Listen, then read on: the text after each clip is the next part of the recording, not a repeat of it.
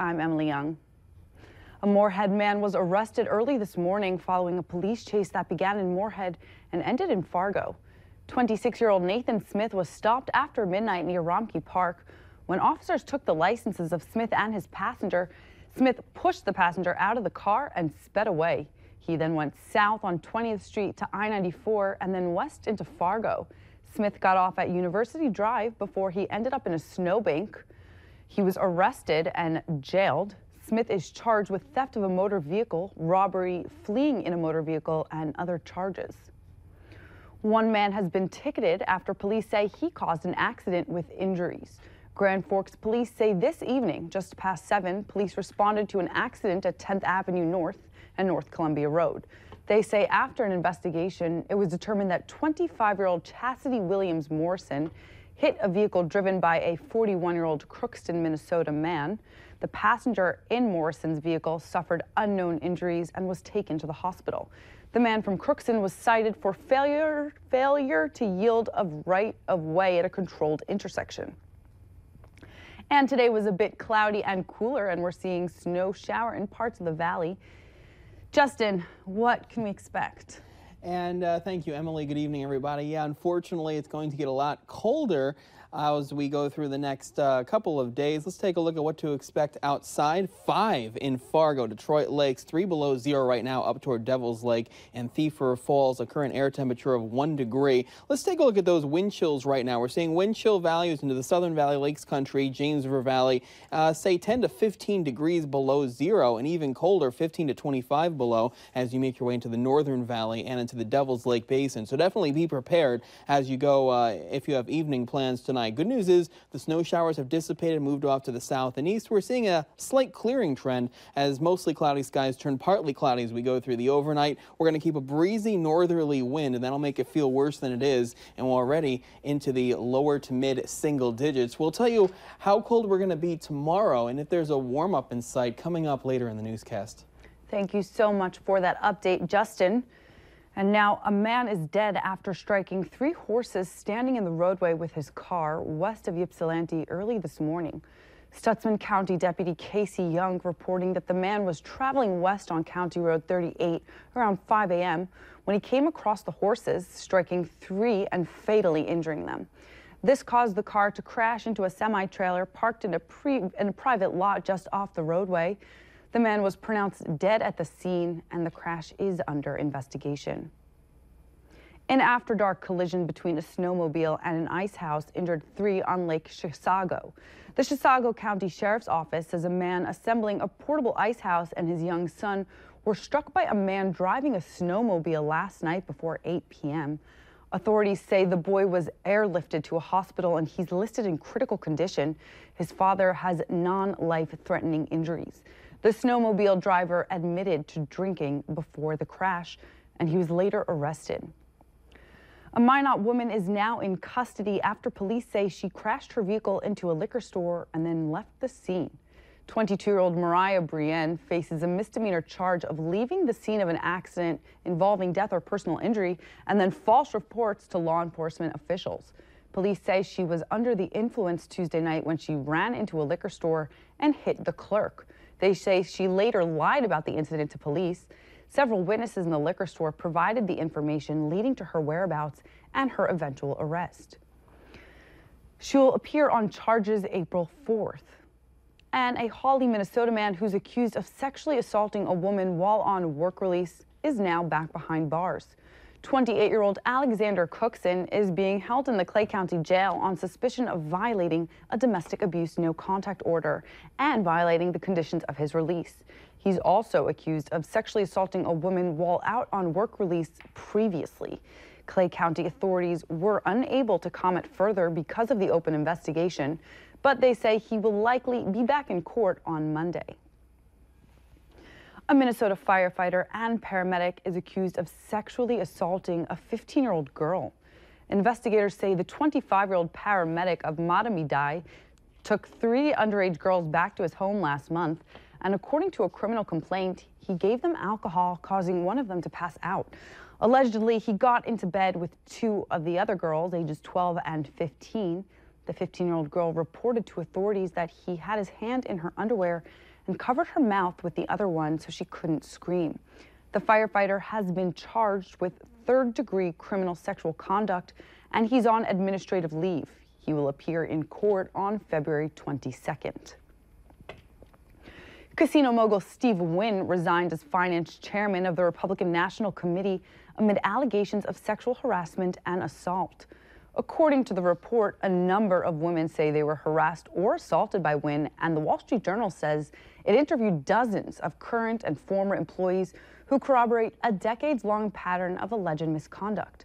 One case even led to a $7.5 million settlement with a manicurist who worked at his flagship hotel in Las Vegas, and that's stemming from a 2005 encounter.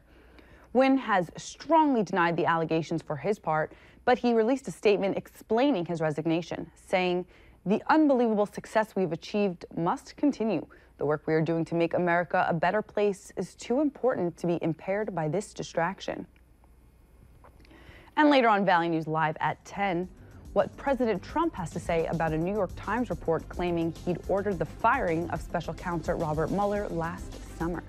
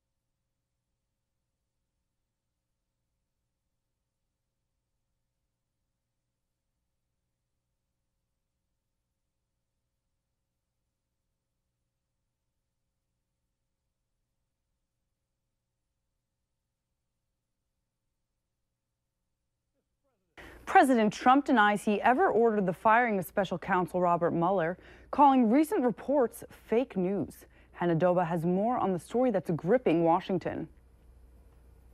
This is what democracy looks like. Hundreds of protesters hit the streets of Washington Saturday, many demanding the impeachment of President Trump. The march took place a day after the president returned to the White House from his trip to the World Economic Forum in Davos, Switzerland. I think it was a very, very successful trip. Mr. Trump did not address a New York Times report that said he'd ordered the firing of special counsel Robert Mueller last summer. CBS News has confirmed that the president expressed anger at Mueller's investigation and raised concerns about potential conflicts of interest. Advisors, including White House lawyer Don McGahn, convinced Mr. Trump that those conflicts weren't grounds to dismiss Mueller and that firing him would be politically catastrophic. The president changed his mind. Fake news, folks. Fake news. What's your message today? Typical New York Times fake stories. In Davos, Mr. Trump denied that he wanted to fire Mueller, but he's since been silent on the issue, neither speaking or tweeting about it. We don't know what kind of evidence the special counsel has. He's not giving reporters updates. He's keeping his cards close to the vest. The big question that's on everybody's mind right now is, when will the president talk to Bob Mueller, and if he will, or whether he'll back out of that? Earlier this week, Mr. Trump said he was looking forward to being interviewed by Mueller and hoped it would happen soon. Hannah Doba, CBS News. Congressional Democrats are calling for a Senate vote on a bill that would protect Mueller from being fired. But Republican leaders say the White House appears to be cooperating with the special counsel's investigation. Minneapolis is going all out when it comes to keeping fans safe for upcoming Super Bowl 52. But first, we'll show you a look at your weekend forecast. And temperatures near normal for the day today, but we started off in the lower 20s and we're finishing off near 5 degrees. We'll have the details coming up next.